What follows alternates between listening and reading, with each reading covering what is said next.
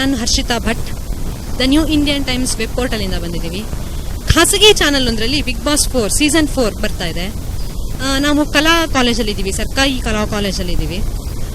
ನೋಡೋಣ ವಿದ್ಯಾರ್ಥಿಗಳು ಅದ್ರ ಬಗ್ಗೆ ಏನು ಮಾತಾಡ್ತಾರೆ, ಯಾರು ಇಷ್ಟ ಅಂತಾರೆ, ಯಾರನ್ನ ಅನುಕರಣೆ ಮಾಡ್ತಾರೆ, ಯಾರು ಯಾಕೆ ಇಷ್ಟ ಅಂತಾರೆ ಅಂತ ಕೇಳೋಣ. ಎಲ್ಲರೂ ಬಿಗ್ ಬಾಸ್ ನೋಡ್ತೀರಾ ಅಲ್ಲ ಇಲ್ಲಿ?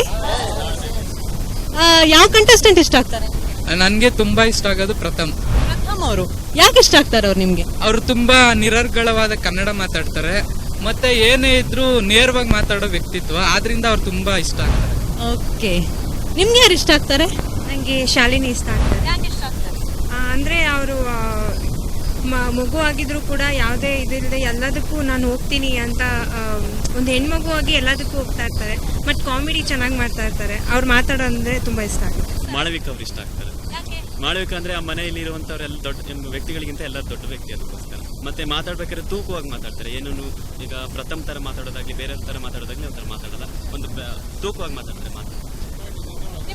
ಪ್ರಥಮ್, ನಾನು ಇದನ್ನ ಖಂಡಿಸ್ತೀನಿ. ನಿಷ್ಪಕ್ಷಪಾತದಿಂದ ಇರ್ತಾರೆ ಅವರು. ಸಾರಿ,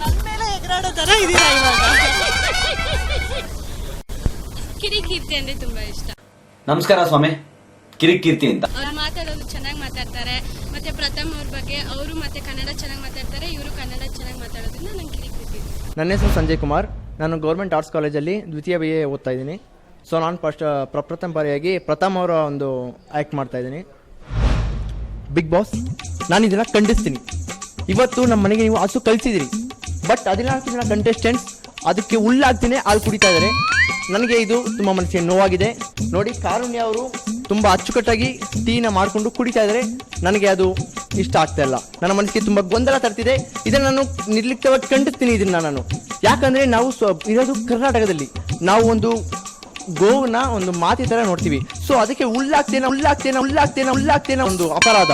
ಸೊ ಇದನ್ನು ನಾನು ಖಂಡಿಸ್ತೀನಿ. ನಾನು ಬಿಗ್ ಬಾಸ್ ಅಲ್ಲಿ ಇರೋಕ್ಕೆ ಇಷ್ಟಪಡಲ್ಲ. ಸೊ ಇನ್ನಿಷ್ಟು ಕಿರಿಕೀರ್ತಿ.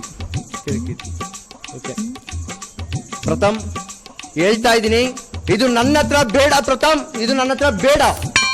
ನಾನು ಒಬ್ಬ ಕ್ಯಾಪ್ಟನ್ ಆಗಿ ಹೇಳ್ತಾ ಇದ್ದೀನಿ. 14 ಜನದ ರೆಸ್ಪಾನ್ಸಿಬಿಲಿಟಿ ನನ್ನ ಮೇಲಿದೆ. ನಾನು ಬಿಗ್ ಬಾಸ್ ಉತ್ತರ ಕೊಡ್ತೀನಿ. ಓಕೆನಾ? ನೀವು ನನಗೆ ಆರ್ಗ್ಯೂ ಮಾಡಕ್ ಬರಬೇಡಿ. ಯಾಕಂದ್ರೆ ನಾನು ಇಲ್ಲಿ ಕ್ಯಾಪ್ಟನ್. 1 ವಾರ ಗಂಟ ನೀವು ನನ್ನ ಮಾತು ಕೇಳಬೇಕು. That's all. ಸುದೀಪ್,